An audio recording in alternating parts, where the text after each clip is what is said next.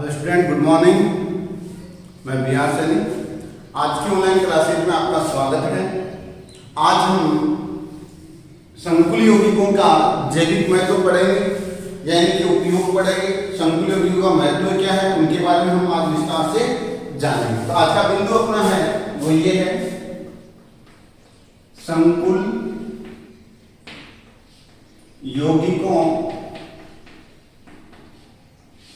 का महत्व है, यानी अपने दैनिक जीवन में किस प्रकार से संकुल यौगिक उपयोगी हैं, किस प्रकार से अपने काम में आते हैं, किस प्रकार से हम इनको काम में लेते हैं। देखो मुख्य रूप से क्या होता है, यहाँ पर महत्व की बात करें तो क्या इनका इंपोर्टेंस क्या है, हमने कितने दिन पढ़े तो इसका क्या महत्व है, क्या हमें दैनिक जीवन में काम आएंगे, क्या हम इनके बारे में कुछ बातें बता सकते हैं, वो बातें आज हम करेंगे। ठीक है, देखो सबसे पहला बात हम करेंगे, सबसे पहले इसकी बात करेंगे वो है धातुओं के निष्कर्षण। पहला इसका उपयोग है वो है धातुओं के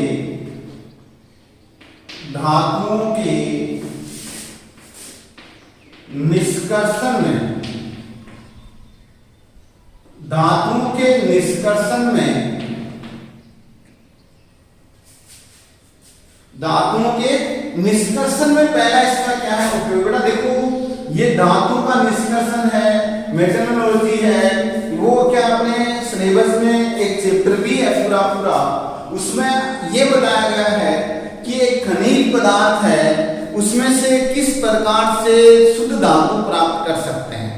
उस लेसन में पूरा ये बताया गया कि एक खनिज पदार्थ है, उसमें से किस प्रकार से शुद्ध धातु का हम निष्कर्षण कर सकते हैं, किस प्रकार से धातु हम प्राप्त कर सकते हैं। तो देखो होता है क्या है, एक तो होता है खनिज और एक होता है अयस्क। एक होता है अयस्क और एक होता है खनिज। क्लियर? खनिज का अभिप्राय होता है धातु को जिस रूप में पृथ्वी के या खजानों से, या पृथ्वी के भूगर्भ या जिस रूप में खजानों से प्राप्त किया जाता है, वो क्या है, इसका खनिज है। वो क्या कहलाएगा, खनिज कहलाएगा। और अयस्क का अभिप्राय है कि वे खनिज का भाग है, वे खनिज जिनसे सुविधापूर्वक कम लागत में आसानी से शुद्ध धातु प्राप्त किया जाता है, वो क्या करेंगे, अयस्क करेंगे। बेटा ध्यान देना, हम अयस्क में से शुद्ध धातु को प्राप्त करना है। इसमें से अयस्क में से तो देखो खनिज ही अयस्क भी, खनिज में तो कहने का मतलब सभी खनिज अयस्क नहीं हो सकते, लेकिन सभी अयस्क क्या होते हैं, खनिज होते हैं। वो बातें, ये सब बातें हम करेंगे उस लेसन में। यहाँ तो हम बात करेंगे कि जो अपने पास धातु के निष्कर्षण मुख्य रूप से एक तो सिल्वर, एक तो चांदी और एक कोबाल्ट, इन दो धातुओं को उनके खनिज या अयस्क से शुद्ध अवस्था में प्राप्त करने के लिए संकुल यौगिकों का प्रयोग करते हैं। कौन सा काम आएगा, सोडियम साइनाइड का प्रयोग किया जाता है। इन दोनों को क्या होगा, खनिज में से या अयस्क में से प्राप्त करने के लिए सोडियम साइनाइड का प्रयोग किया जाता है। कहने का मतलब ये हो गया, धातुओं के निष्कर्षण में हम संकुल यौगिकों का प्रयोग कर सकते हैं। उसमें से हम क्या मुख्य रूप से क्या है, चांदी और सिल्वर, चांदी या फिर कोबाल्ट है, उनका हम उनके अयस्क से या उनके खनिज से उनको शुद्ध अवस्था प्राप्त कर सकते हैं। उनके लिए सोडियम साइनाइड का प्रयोग हमें करते हैं। ठीक है, ये तो हो गया इसका पहला उपयोग या पहला महत्व। अब हम बात करेंगे सेकंड महत्व।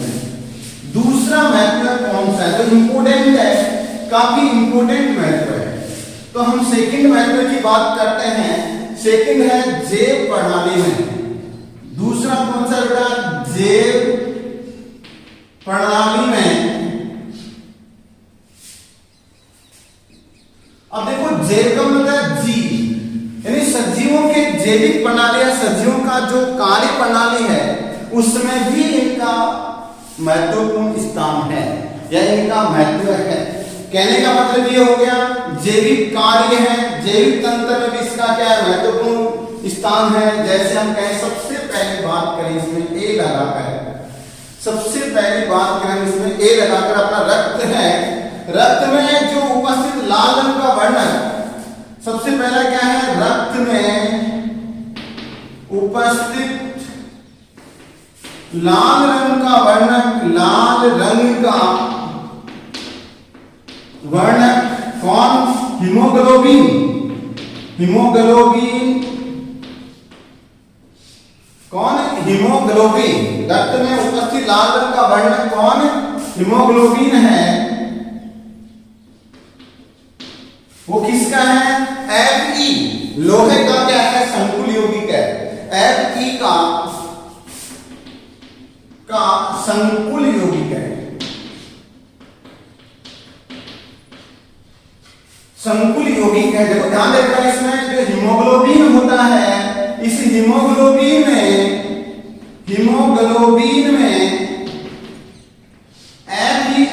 Fe2+ अवस्था में पाया जाता है। फेरस की कंडीशन में पाया जाता है, फेरिक अवस्था में नहीं पाया जाता। ये क्या करता है? वायुमंडलीय ऑक्सीजन है उसके साथ दुर्बल बंध बनाकर उसको ग्रहण करके क्या है? अपनी कोशिकाओं तक पहुंचाने का कार्य करता है, शरीर के विभिन्न अंगों तक पहुंचाने का कार्य करता है। और वहां उन शरीर के विभिन्न अंगों में या कोशिकाओं में जो प्रेजेंट कार्बन डाइऑक्साइड है उसको वहां से उठाता है, लेता है और वापस अपने लंग्स या फेफड़े तक पहुंचाने का कार्य करता है। कहने का अभिप्राय ऑक्सीजन का परिवहन और CO2 के परिवहन में क्या है? हीमोग्लोबिन का महत्वपूर्ण स्थान है। हीमोग्लोबिन की सहायता से ही ऑक्सीजन और कार्बन डाइऑक्साइड है उसका संचरण अपनी बॉडी में होता रहता है। तो अब हम बात करेंगे हीमोग्लोबिन मुख्य रूप से कौन से धातु का है? संकुल यौगिक है। आप कहोगे Fe का है। किस अवस्था में पैदा है Fe? आप कहोगे Fe2+ अवस्था में पाया जाता है। कौन सी अवस्था में पैदा है? Fe2+ अवस्था में पाया जाता है। इसी प्रकार से B लगाकर हम लिखेंगे। दूसरा प्रकाश संश्लेषण की बात करेंगे। प्रकाश संश्लेषण के लिए आवश्यक वर्णक कौन सा बेटा? आप कहोगे प्रकाश संश्लेषण के लिए आवश्यक वर्णक प्रकाश संश्लेषण के लिए आवश्यक वर्णक क्लोरोफिल।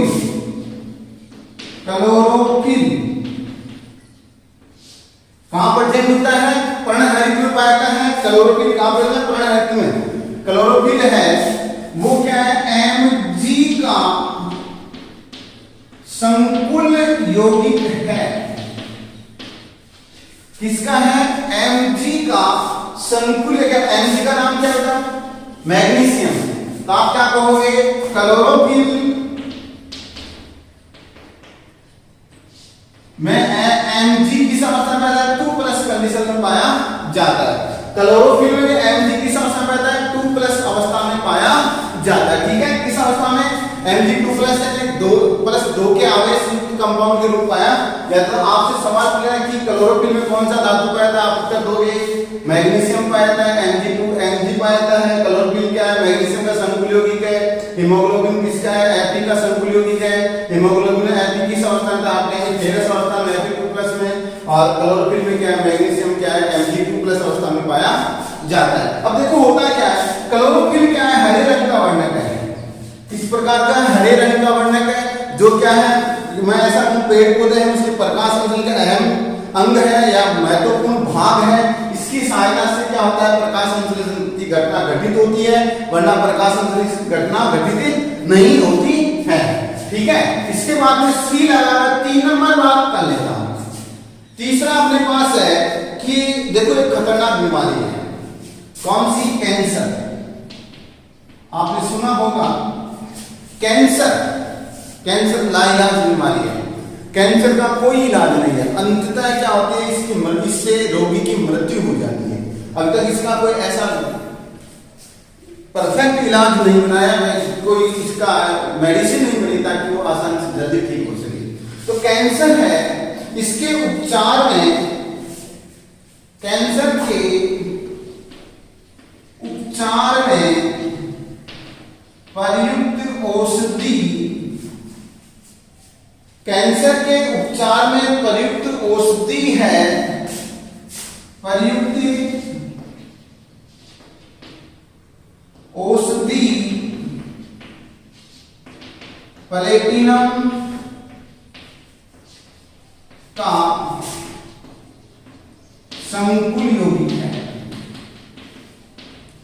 वैसे तो लाइलाज है, लेकिन हम कहें थोड़ी बहुत मात्रा में जो इसका उपचार है उसमें क्या है, प्लेटिनम धातु का एक संकुल यौगिक काम में आता है, जिसका नाम आप सूत्र लिख सकते हो क्या, Pt NH3K2Cl। ये संकुल क्या आता है, प्लेटिनम धातु के, ये क्या है, कैंसर के उपचार में आवश्यक जो औषधि है उसके लिए इस संकुल का प्रयोग किया जाता है। तो जरा इतना इंपॉर्टेंट है, तो आप क्या कहोगे, इसका नाम जान लो। नाम क्या लिखोगे, दो के लिए क्या आएगा, डाई, क्या लिखोगे, एमीन डाई क्लोरिडो प्लेटिनम सेकिंग। ठीक है, ये इसका क्या हो गया, नाम हो गया। अब अपने से पूछा जाए कैंसर के उपचार में प्रयुक्त औषधि है, उसका सूत्र बताओ। आपको ये बताना, नाम बताओ, ये बताना है कौन सी धातु से बना हुआ है, प्लेटिनम से बना हुआ है। आपको प्लेटिनम धातु से बनी हुई औषधि है, उसका सूत्र ये है और नाम ये आपको याद रखना है। ठीक है, तो देखो जैविक प्रणाली में हमने 3 पढ़ लिए अभी तक। पहला हमने पढ़ा हीमोग्लोबिन, जिसमें क्या है, Fe का संकुल होता है, Fe किस अवस्था में, Fe2+ अवस्था में होता है। दूसरा हमने पढ़ लिया प्रकाश संश्लेषण। प्रकाश संश्लेषण में आवश्यक वर्णक क्लोरोफिल पढ़ा, क्लोरोफिल मैग्नीशियम का संकुल होता है, जो क्या है Mg2+ कंडीशन होता है मैग्नीशियम उसमें। तीसरा हमने पढ़ा कैंसर के उपचार में प्रयुक्त औषधि है, जिसका नाम क्या है, यानी कि कौन से धातु से बनी हुई है, प्लेटिनम का संकुल यौगिक है। औषधि किसका है, प्लेटिनम का संकुल यौगिक है। ठीक है, प्लेटिनम धातु है, उसका संकुल यौगिक है, जिसका सूत्र हमने जान चुके हैं। इसी प्रकार से नेक्स्ट बात करते हैं, इसी में जैविक प्रणाली में हम अगला जो प्रकार वो ले लेते हैं, वो ये है 4 नंबर ले लेते हैं, एकदम से सरल। अपने पढ़ा हुआ विटामिन के बारे में हमने खूब पढ़ा है, जाना भी है। चौथा प्रकार हम विटामिन B12 की बात करते हैं। डी लगाकर हम लिखेंगे विटामिन B12। विटामिन कौन सा है, B12, B12 है, जिसका नाम है साइनोकोबाल्मिन। साइनोकोबाल्मिन या कोबाल्मिन, साइनोकोबाल्मिन। ये हमारे पास क्या एक संकुल कंपाउंड है कि जिसका नाम है विटामिन B12 का आईपीसी नाम है, रासायनिक नाम है। ये क्या है, मुख्य रूप से विटामिन B12 है, वो क्या है, कोबाल्ट का एक संकुल यौगिक है। कोबाल्ट का एक संकुल यौगिक है, किसका है, कोबाल्ट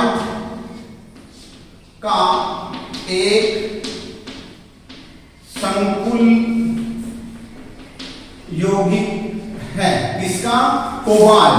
किसका बेटा, कोबाल्ट का एक ऐसा है संकुल कंपाउंड है। इस विटामिन B12 में, विटामिन B12 में कोबाल्ट और CO2+ की कंडीशन में पाया जाता है। इस प्रकार से हम क्या है, जैविक प्रणाली है, उसका महत्व के रूप में हम इसके बारे में जान चुके हैं। इसका एक विशेष इंपोर्टेंट, इसका ई लगाकर हम पढ़ेंगे। एक कई बार पूछ रहे BAL का पूरा नाम पूछ लेते हैं, BAL का पूरा नाम पूछ लेते हैं कि BAL का पूरा नाम क्या है। तो हम क्या लिखेंगे, B का मतलब क्या होता है, ब्रिटिश। B का अर्थ क्या हो गया, ब्रिटिश हो गया। A का मतलब क्या हो गया, एंटी हो गया। फिर क्या हो गया, ल्यूसाइड। क्या बोलेंगे, एंटी ल्यूसाइड। इसका नाम क्या हो गया, ब्रिटिश एंटी ल्यूसाइड। क्या नाम हुआ, ब्रिटिश एंटी ल्यूसाइड नाम हुआ। बी कई दफा बेटा अपने से याद रहे इंपॉर्टेंट है, BAL का पूरा नाम कई बार अपने से पूछ लेते हैं, परीक्षा में आ जाता है कि BAL का पूरा नाम बताओ, तो आपको याद होना चाहिए क्या। B का अर्थ होता है ब्रिटिश, A का अर्थ होता है एंटी और L का अर्थ है ल्यूसाइड, मतलब तीनों को जोड़ो ब्रिटिश, एंटी, ल्यूसाइड। इसका प्रयोग है, इस BAL संकुल है, इसका प्रयोग यानी एक संकुल यौगिक है, एक संकुल यौगिक है। कैसा यौगिक है? एक संकुल यौगिक है। कैसा का? एक संकुल यौगिक है। और ये संकुल यौगिक क्या है? इसका उपयोग क्या है? जो धात्विक जहर है, विष है, जिसका उपयोग हम क्या लिखेंगे? जिसका उपयोग क्या? AgAu,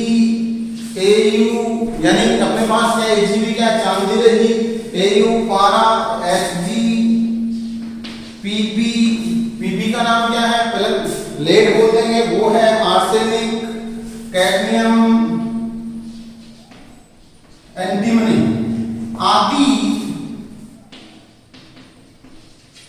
आदि हैं। उनसे आदि से फैले विष, आदि से फैले विष से बचने के लिए इनका प्रयोग किया जाता है। यानी आदि इन धातुओं से फैला जो विष है, विष के इलाज में इनका प्रयोग, इसका प्रयोग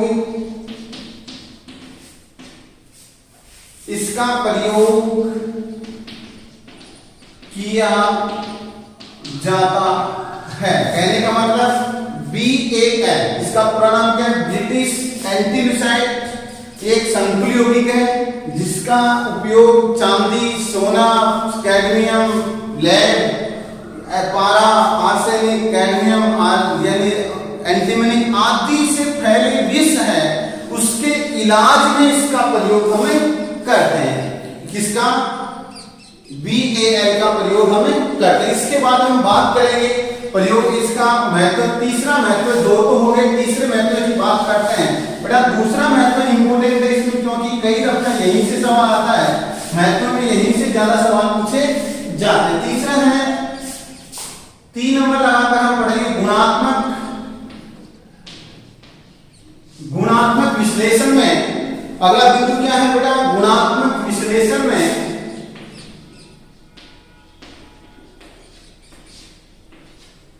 किसमें? गुणात्मक विश्लेषण में।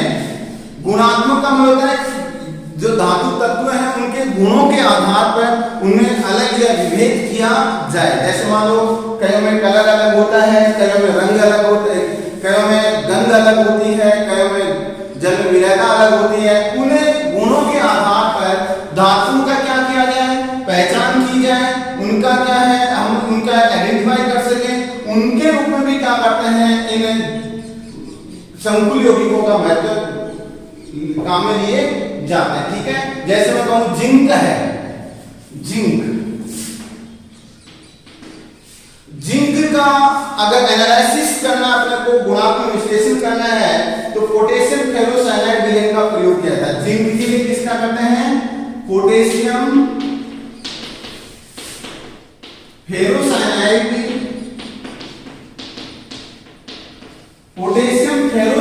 विलयन का प्रयोग करते हैं। विलयन का प्रयोग करते हैं किसके लिए? जिंक के लिए। तो किसका प्रयोग करेंगे? पोटेशियम फेरोसाइनाइड विलयन का प्रयोग करते हैं। इसके अलावा इसका प्रयोग हम फेरिक है और कोबाल्ट क्यूपर है उसके अलावा, और इसी प्रकार जिंक के अलावा इसका प्रयोग है वो क्या है? Fe3+ और Cu2+ भी इसका प्रयोग किया जाता है। लेकिन Ni2+ है, इसका विश्लेषण करने के लिए हम DMG का प्रयोग किया जाता है। किसका प्रयोग करते हैं? DMG का प्रयोग किया जाता है। अब बात क्या आती है कि DMG का पूरा नाम क्या है? DMG का पूरा नाम है D का डाई मैथिल ग्लाइसिनेट, यानी डाई मैथिल ग्लाइसिनेट। इसका क्या है? ग्लाइऑक्सिन, ग्लाइऑक्सिन ये इसका क्या है? नाम है। ठीक ठीक है। कई दफा पूछ लेते हैं DMG का पूरा नाम बताओ, तो आपको याद होना चाहिए डाइमेथिल ग्लाइऑक्सिन, डाइमेथिल ग्लाइऑक्सिन। इस प्रकार से हम जो संकुल यौगिक हैं उनका महत्व जान सकते हैं बेटा। हम महत्व, इसका महत्व का प्रयोग किया है, हमने महत्व जानने का प्रयास किया है। इस प्रकार से अपना टोटल चैप्टर कंप्लीट हो जाता है। इस चैप्टर में जो संभावित क्वेश्चन है उनमें से हम क्या करेंगे, एक तो BPT से आता अधिकतर, एक CFD से, और एक आता है नोमेनक्लेचर से, समझो एक परिभाषिक शब्दों में से पूछा जाता है। तो आप लोग इस पूरे चैप्टर को दोबारा से पढ़ेंगे, सारे वीडियो दोबारा देखेंगे, ताकि आपको अगर कोई दिक्कत हो तो आप आसानी से कमेंट बॉक्स में कमेंट करके पूछ सकते हो बेटा। Thank you.